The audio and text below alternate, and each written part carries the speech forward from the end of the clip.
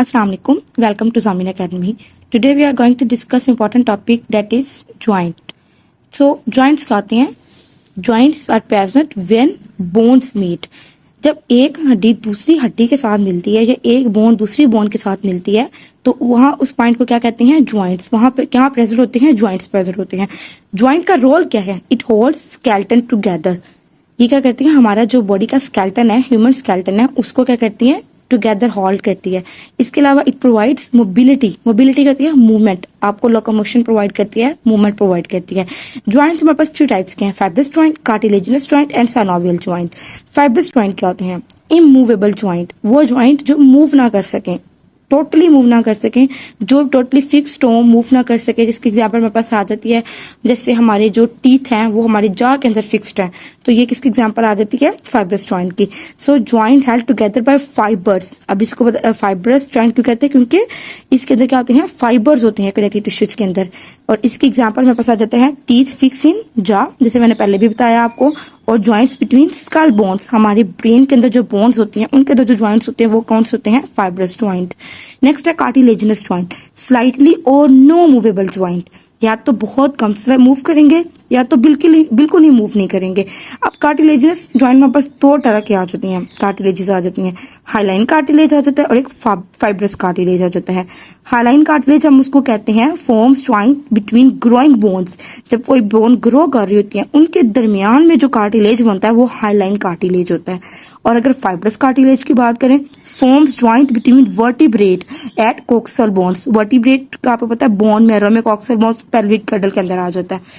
Synovial joint, ये क्या है? Movable joint. जैसे हमारी एल्बो वगैरह आ जाती है, ह्यूमरस आ जाती है, रेडियस, अल्ना, ये क्या है? Movable joint. ऐसे ज्वाइंट जो मूव कर सकते हैं उनको क्या कहेंगे? Synovial joint.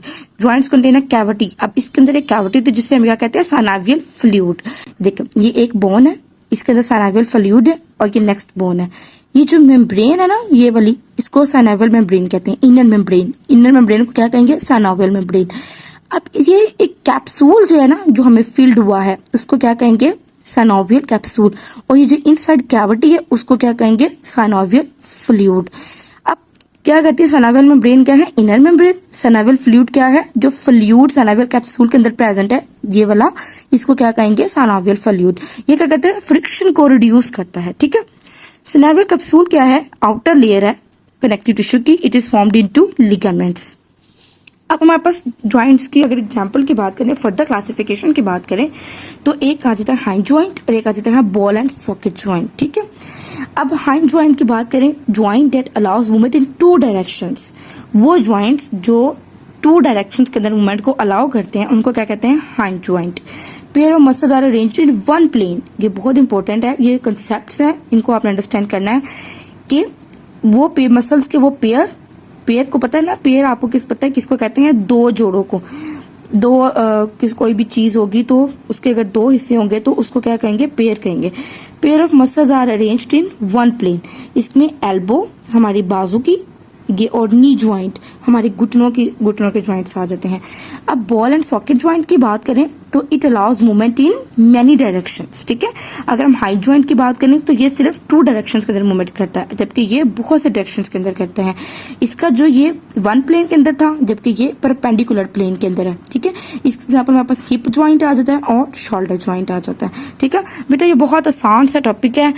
जस्ट आपने इसको एक दफा रीड करना है और यही जिस तरह से मैंने आपको रिप्रेजेंट किया, अगर आप इसी तरह से भी लिखते हैं तो आपके नंबर से इंशाल्लाह करते हैं और आप बहुत अच्छे से इसको लिख सकते हैं.